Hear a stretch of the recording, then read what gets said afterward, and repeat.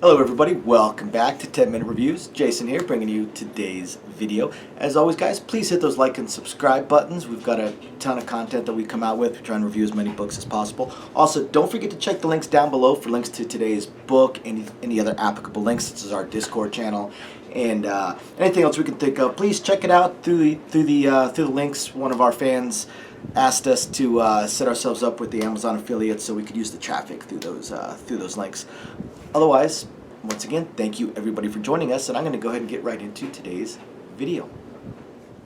So for today, I want to talk about Tom Elliott's The Grand Game and the latest book, Wolf in the Void. So I've talked about this series in the past, talked about this author in the past. It's a lot of fun, really cool lit RPG series. Before I get into it, thank you to my patrons. I appreciate every single one of you guys, and please email me on that site. I want to start a little book club amongst us on there. So email me, get a little discussion going, so I can figure out what book, when we're going to start, so on and so forth.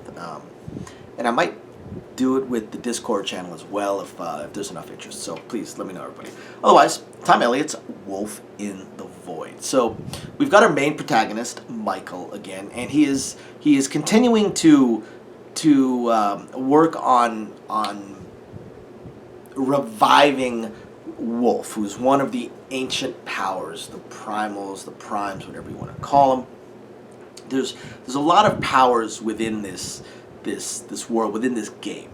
And Tom Elliott has built this really fleshed out, really cool world that we continue to learn more and more and more about as we go. So it's pretty intricate, this world he has built. It would take me an hour just to discuss this world and what he has built, and these great powers, these ancient powers, the totems and the bloodlines and all of this stuff that of course we've seen all this stuff in other books as well. Almost nobody can create something new, but how you manage to tie it all together, bring in pieces, decide which pieces you want to have and build a world around, and it's really cool. And he continues to have Michael be almost a cerebral type of person. He's very powerful. He's very strong, but he's constantly finding himself in areas where he is under-leveled and under-strength. And this time around, he is somewhere where he had to escape to, and it's apparently a corrupted dungeon. And this dungeon is naturally higher level than he is. Now, some of his abilities, his class abilities and his hidden abilities, give him a little bit of a boost if he uses them right. His ability to steal spells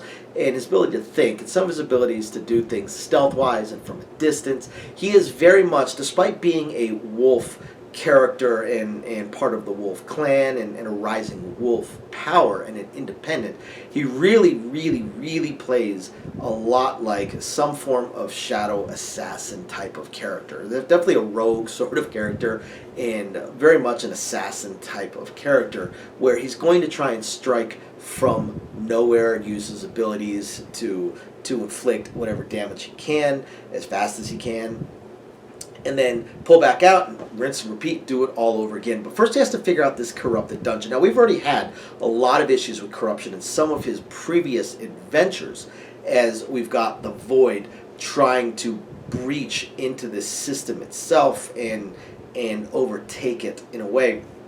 So he's had to battle this, while at the same time learn more about Wolf, get his various clans and wolf packs and such together, find a safe haven, which he did. He needs to get back there because he knows people are counting on him, and all these various allies, while at the same time staying alive, because he's got a lot of enemies, especially as he's continued to maintain himself as not quite a neutral territory, because he's definitely looking out for himself, but as an unaligned power. And the stronger he gets, the less patience these other powers are going to have with him remaining unaligned. Now, fortunately, within this corrupted dungeon, he is basically hidden away. None of them can access him, track him down, hunt him down, attack him at the moment. None of these other powers. Same token, he can't get out. He can't get out. He needs to get out to take care of. Again, he has obligations, and he has a lot of obligations. In just a few books, 3, 4, 5 books, he has managed to grow his pack pretty solidly, and he is a solid leader. Now, he does have an ally within this dungeon that came with him, but she's got her own strengths and weaknesses, and her strengths are pretty cool, but her weaknesses are huge, and he does not want to see anything happen to her as well. So he has to go exploring this dungeon. First, he has to make it past an extremely high level and very annoying encounter that he does manage to make it past. I won't say he defeats it, not at first, but he does manage to make it past. Eventually, he manages to figure out ways of defeating a lot of these high-powered creatures. Learns learns a new spell, gains a whole ton of levels, and then finally manages to find some theoretically neutral people. He finds a town. He finds a town within this dungeon, and this town has been there for generations. So this is a way for him to, one, theoretically find a safe haven, even though this town appears to be under attack almost constantly. They're managing to hold off the void and hold off these creatures. And two, find a way to get to the frickin' exit. That's what he needs to figure out. Where is the exit to this dungeon? Because he came in through basically an unknown one-way portal. So he needs to find the exit. He needs to find out how he can get the hell out of here, get the hell home. And naturally, it's not that easy. Not that easy. And we get a few more allies, a few more backstabbers, a few more big bads, some more abilities, some more powers, some more strengths, some more weaknesses. Overall, just another great story. This time around, we're going to start dealing with liches. Liches, archliches, or archliches, however you want to pronounce it, but liches and their various abilities within this game and within this system.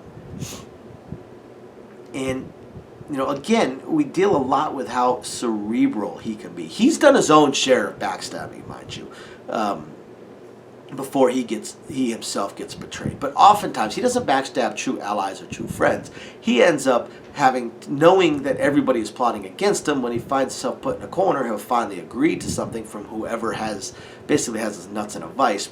That doesn't mean he's not going to try and make his own plans. And we actually get a really cool period where he's kind of trapped and has to figure out a way to get out and think his way through. And it's pretty cool. It's pretty interesting. Overall, this is a fun little series. This series, as far as lit RPG goes, is probably in my top 5. Definitely in my top 10. Probably in my top 5. Solid number 2 was Shane Purdy, and he has a couple of them. It might be my 2 and 3. But